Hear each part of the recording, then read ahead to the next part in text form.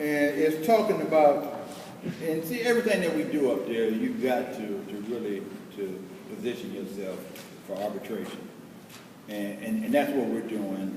And that's what we encourage you to do also, is that we have to take this much more serious in the way that we approach management if we're not getting what you need. If you're getting what you need, and then to deal with your business the way you can. But there's a February letter that's up there.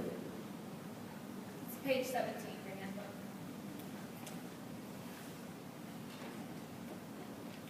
And here we're talking about it is a position of the APWU that not only is the PVS pilot program part of Goldberg's award, it is also part of the 32-1B process to find the most efficient internal operation. And then what we're trying to do is to get them to reconsider the sites that had already been in there. As you know, the PVS pilot MOU was discontinued in all existing sites on September the 10th of 2011. And the new contract was entered into on May 13th, 2011. Yeah.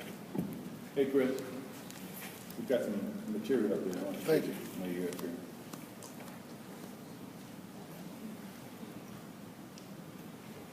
As you know, the pilot MOU was discontinued, and the union believes there are numerous benefits and savings that are available to the USPS as a result of the collective bargaining agreement that were not available when the previous pilot site participated in 2009 to 2011.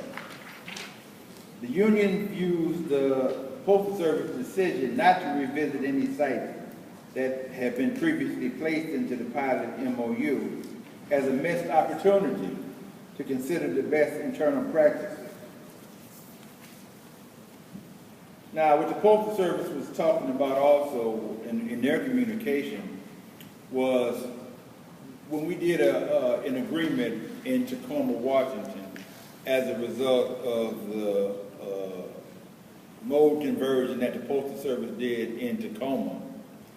When we agreed to put PVS operations back in Tacoma, then we agreed to have some of those nifty duty assignments to have 6-day operations. And when we go through our deliberations later on, then, I want to hear from you guys on what do you think about nifty duty assignments being 6-day operations. You say no, but then that might be the only thing that's going to save you. But, you need to take into consideration that the Postal Service is serious. Postal Service is serious about what they're saying. And I don't want to be at the helm of the ship again and relive 2009, 2010. There might be some pain that we're going to have to absorb in order to save PBS. It's easy to say no, but the Postal Service is the master at saying no. But when we go through our discussions and we go through our deliberations, I'm going to depend on you for your direction and your guidance. But I need you to come to the table with the understanding of how serious that the Postal Service is. Somewhat similar to Columbus. They said no very quickly in Columbus. Now we don't have them anymore. But, that's what we did in, Tacoma. We agreed to some 6-day, nifty duty assignments because the Postal Service is still saying is that the only thing that they're interested in is that can they get savings out of PVS? If they're not getting savings out of PVS and the HCRs are cheaper, then we've heard it from the top of, except for the Postmaster General, we've heard it from the very top of the postal structure, is that if HCRs are cheaper, then they're going to give the HCRs to work. So, that's why we're trying to come up with all these different scenarios and all of these different components to try to show that PVS can be done effectively and can be done efficiently. So, you know, all of that overtime that we're getting every day, and, we pretty much working like we want to, the Postal Service is monitoring that. The Postal Service has made conscious decisions, is that as opposed to hiring employees, that if they work us overtime, then it's cheaper. So, don't think that, that management doesn't know how to schedule. A lot of times that they don't. But they've made the conscious decision is that if they're able to have less employees, if they're able to have 5 less employees in an operation, even though the overtime goes up, then what they're doing is they're saving on the legacy costs. And we've talked about the legacy costs for years, and that's the cost it is of hiring an employee and retaining an employee all the way to retirement.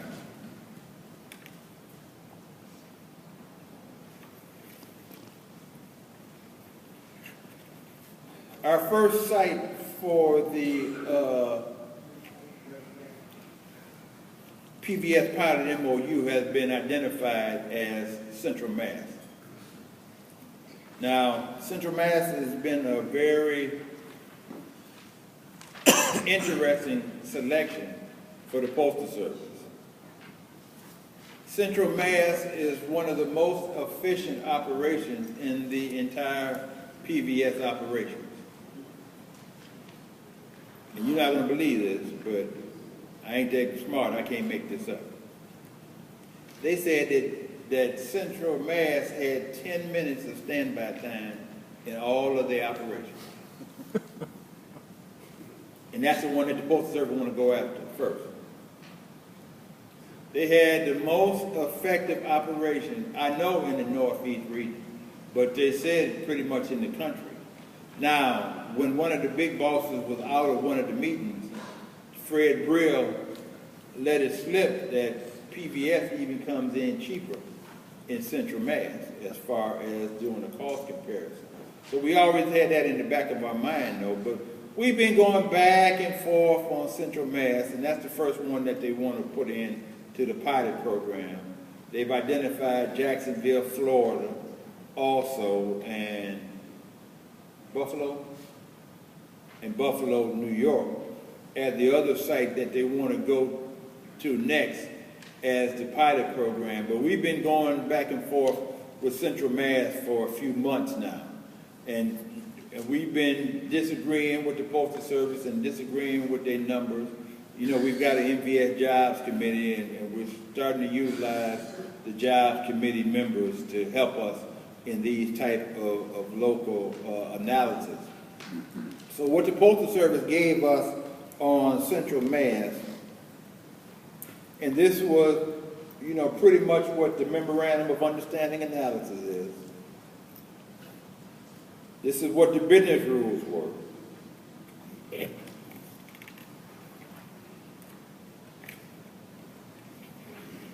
This is the Central Mass overview. We've got 28 PVS drivers, 8 full-time. They got 29 traditional full-time NIFTY assignments. They've got 3 tractor drivers, and they've got 25 straight trucks. The total mileage that they performed was about 800,000 miles last year. And these are what they're going to give you. If your installation is selected for a pilot program, this is what we get. This is what we're going to forward to the local president, the local director, and the NBA. And these are the types of things that we want you to see. And so you might as well get accustomed to looking at them because they're coming your way too. And they're showing you what each different scenario, they're showing you what they believe their savings are going to be.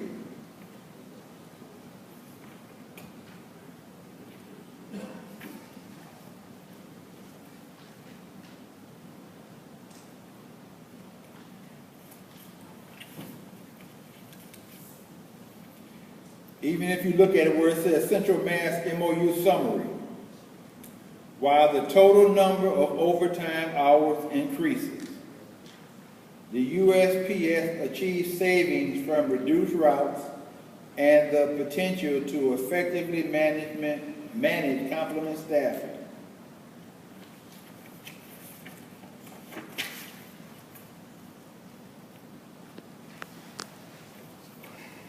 So now in the appendix, it talks about the HCR routes for Central Mass, and it goes through a pretty detailed, and then they talk about the off days, and it goes through a pretty much an entire staffing or demonstration on what's going on there.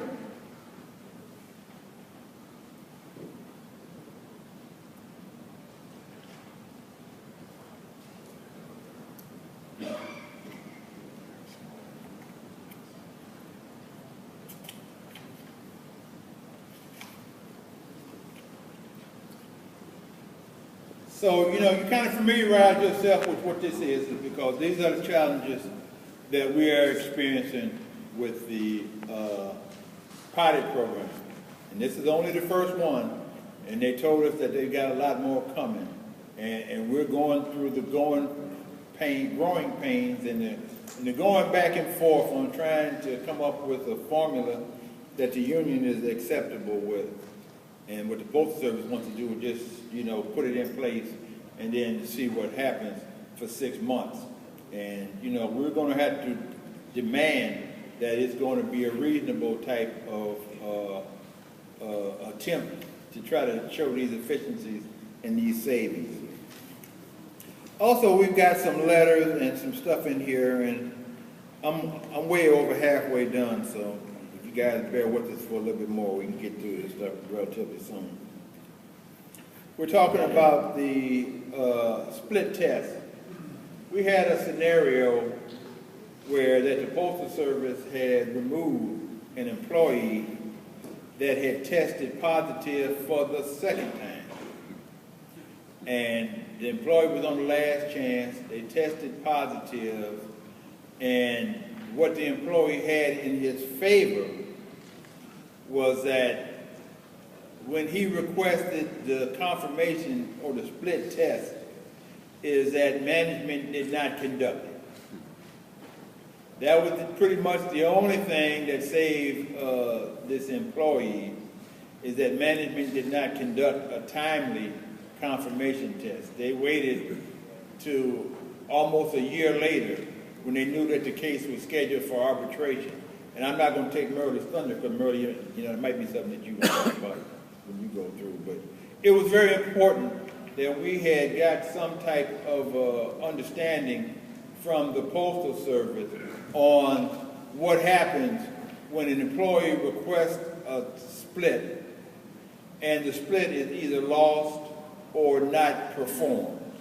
And that's this letter here that's dated May 14th, 2013.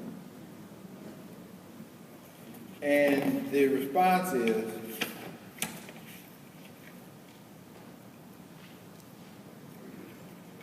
it says, under Postal Service regulation, if an employee is notified of a positive drug test and the split specimen sample is lost or the second test is not performed, the original test is not valid.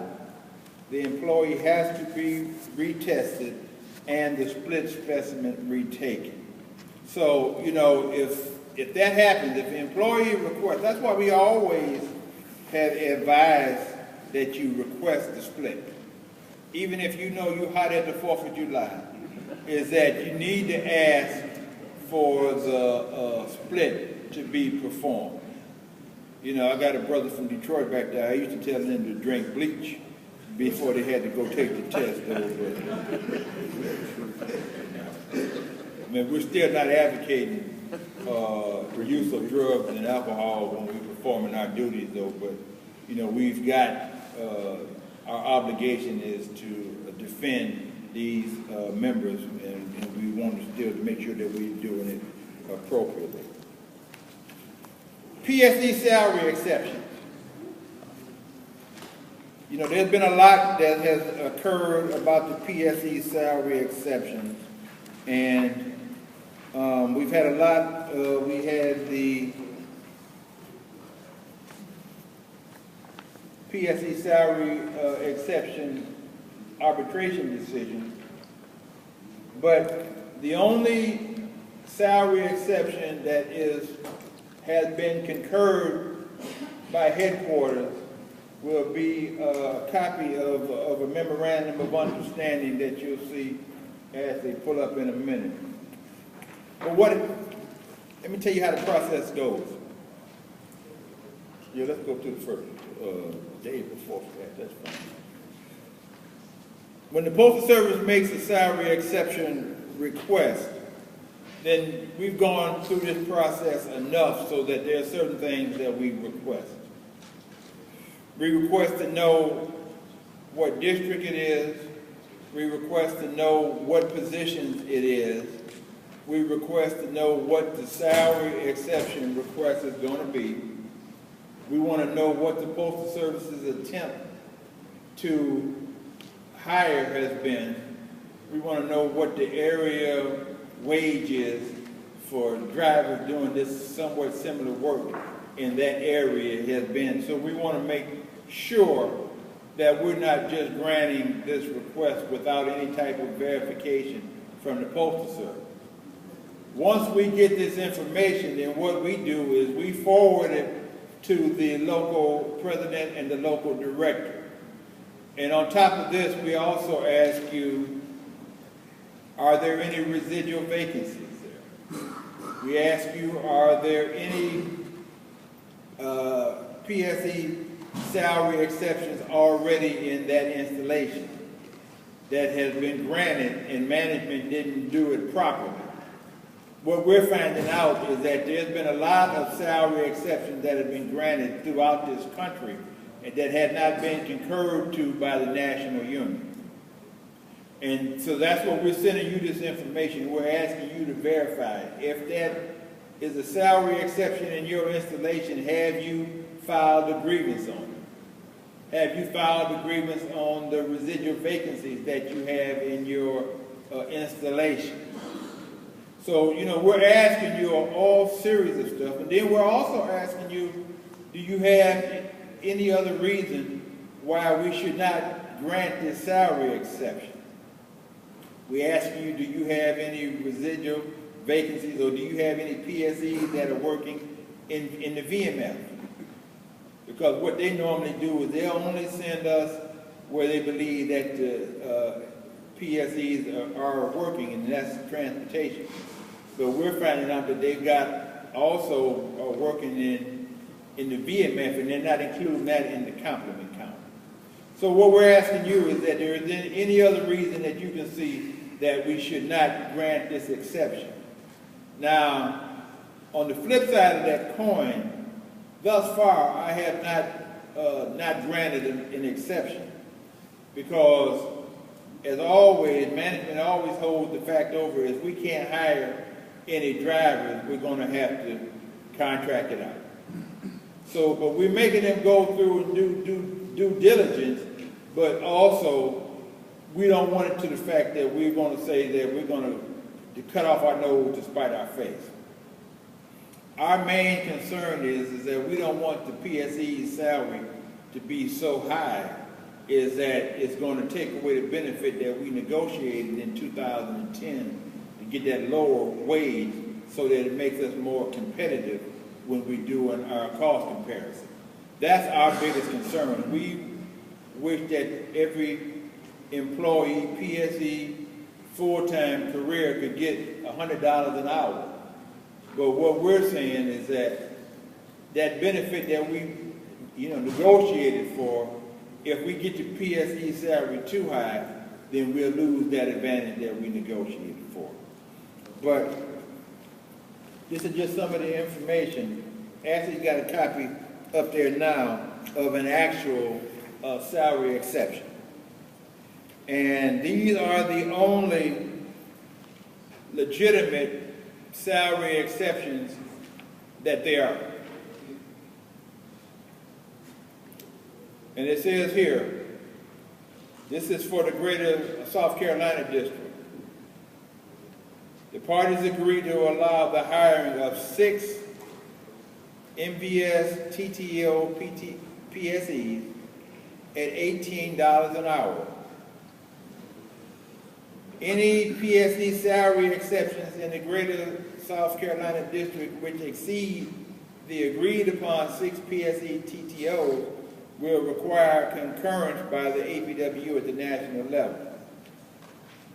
And then also what we did was we put a disclaimer in the second paragraph so that it wouldn't affect our position in that national case. Now, the MOU, the filling of residual vacancies that was signed in in March 20th of 2014 by the President of the Union. And I mean, there was a lot of stuff in there about the clerk craft, and there was a little bit about the maintenance craft. But the most important thing for the motor vehicle craft was that what we were able to do was to get the Postal Service to agree that the language in 39-2A11 was controlling as far as the conversion of PSEs. And that was all I needed to get out of there, because we already had a dispute about the language in Appendix C of the JSIM question and answer 5 that talks about that management didn't have to fill in those residual vacancies in the clerk craft, and when they did the MOU, they also improperly put the motor vehicle craft in there, and that was what local management was doing in a lot of installations. And I know you got something for me, Kevin, and we'll talk about that. But you know, that was the problem, was that they were using that language in the JSIM to say that they didn't have to fill them. 39-2A11 requires them to fill them into the residual vacancy. So that was all I needed to get into this MOU. And after that, then we went to Q&As.